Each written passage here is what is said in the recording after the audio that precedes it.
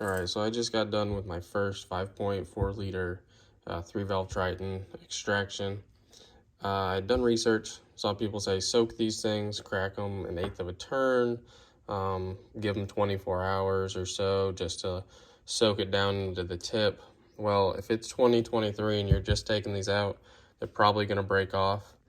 I had all 8 of these guys break off, extracted all 8, no problem. On average, took about 12 minutes. So my advice would be just grab this tool before you even get started. All right. First thing we'll need to do just to get a little better access to this guy is if you loosen this up, we can take off the air intake, pop it out.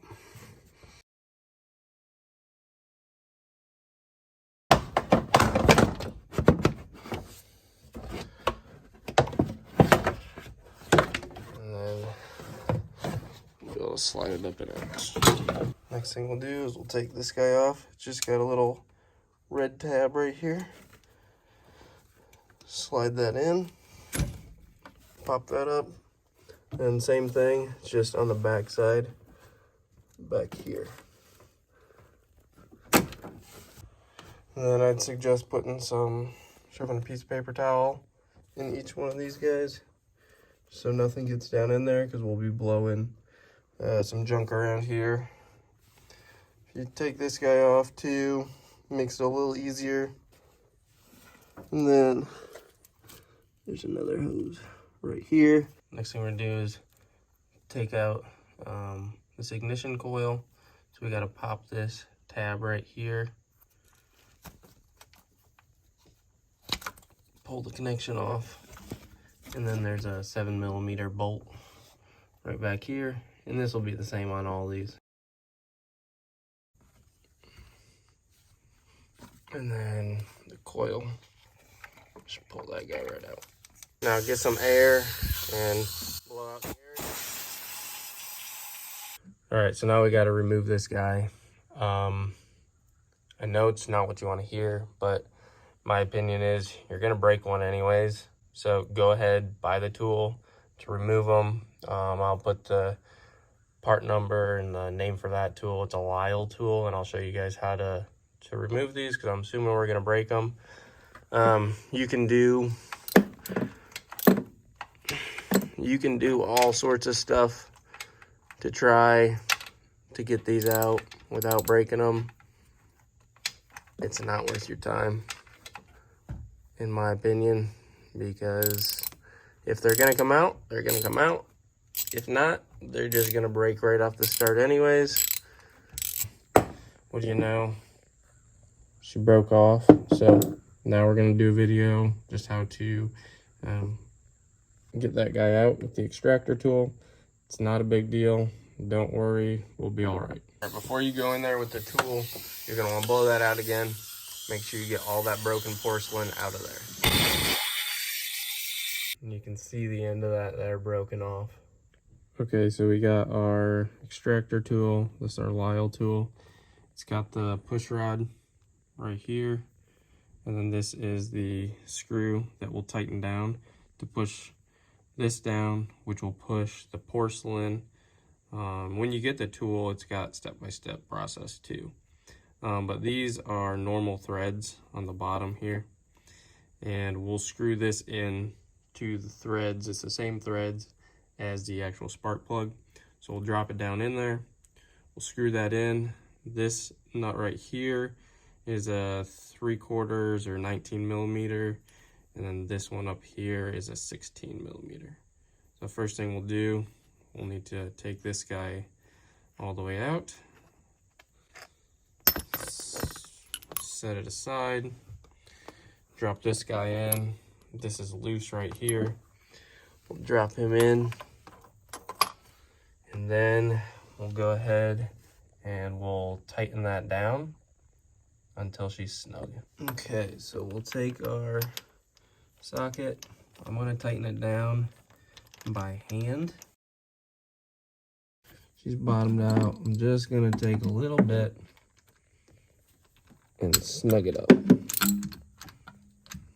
But you really don't need to go too tight on that.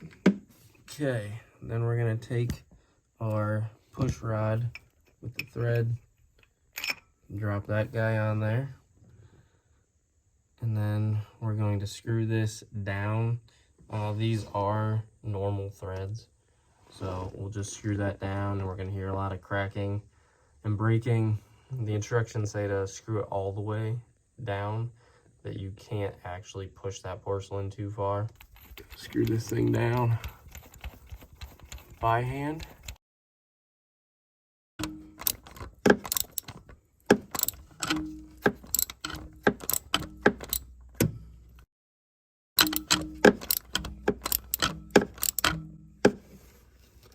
All right, now we'll reverse it out of there.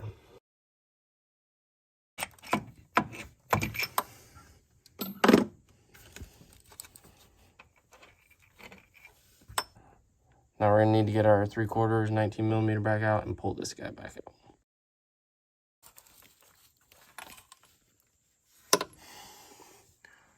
As you can see, we got porcelain, and that's a good sign. That means it pushed it all the way through.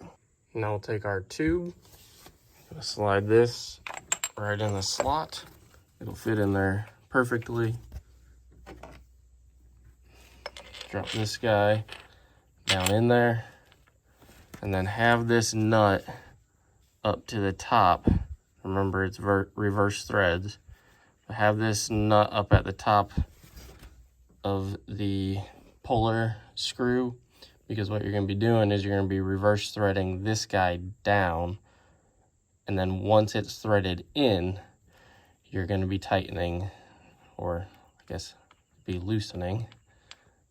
It's opposite this guy, which will then pull the whole thing out. Not crazy important, but it does come with these washers that are supposed to help just reduce the friction. All right, so it's started to thread in as I put pressure on it. You can hear it grabbing, which is a really good sign. You don't want to over tighten it. You'll be able to feel. It's just gonna be a couple turns. I mean, there's not many threads on the bottom of that guy. All right, so once you feel like it's tight enough, remove this, and now it's time to, remember, reverse threads. It's time to pull it out. So we're gonna use this right here, reverse thread, tighten it down, and as this threads down, we'll be pulling that piece out, and you should feel it pop loose. Okay, now we're gonna take a 15/16. We're gonna back that guy out.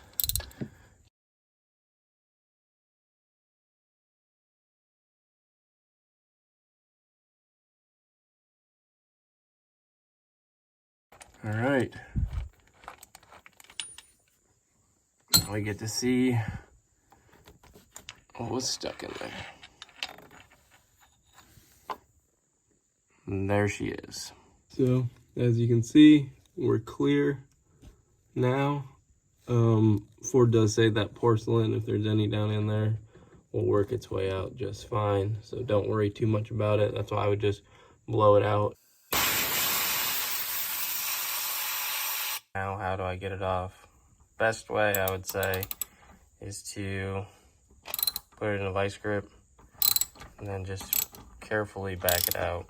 I mean, if you got a lot of these to do, you do not want to mess your threads up.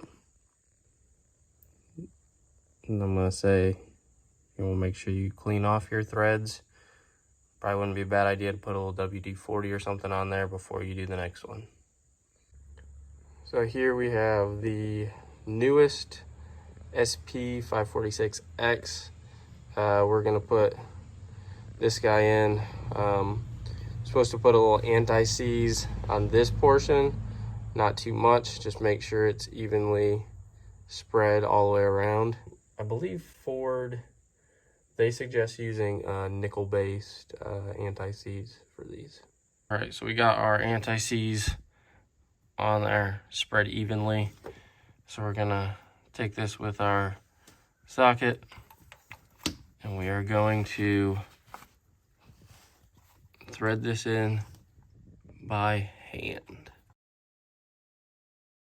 All right, and then once she tightens up, just take your socket and then tighten her down a little bit. Do not over tighten these. If you're not buying new coils, there's a couple things you want to do.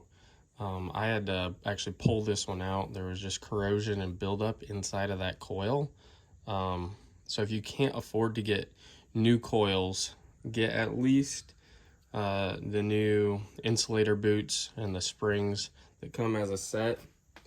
And so what you want to do is you need to get some dielectric grease, put a little dab in there, just like that. And then this new one actually just screws right in around that. You'll feel it bottom out, and you shouldn't be able to just like pull it out. And then we'll put our boot on, and then we're going to put a spot of dielectric grease on that, so we verify that we have a good connection between the top of the spark plug and our coil. So now that we got our dielectric grease on there, we'll slide this guy back down in there. We can connect our wire. Then we got to put our 7mm bolt back in up here. Okay, so a little update. The 5, 6, 7, and 8 have all broken off. That's why I said don't worry about them breaking off. It's actually quicker to extract them than through like waiting for all the soaking and all that to happen, because there's a good chance they're going to break off anyways.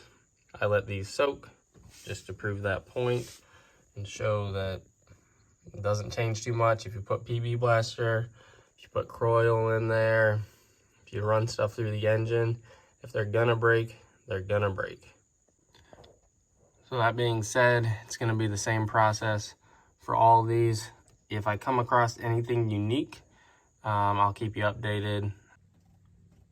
All right, so over on the passenger side, what we're gonna do is we're just gonna take a couple things out to make it easier to get to the 1, 2, 3, and 4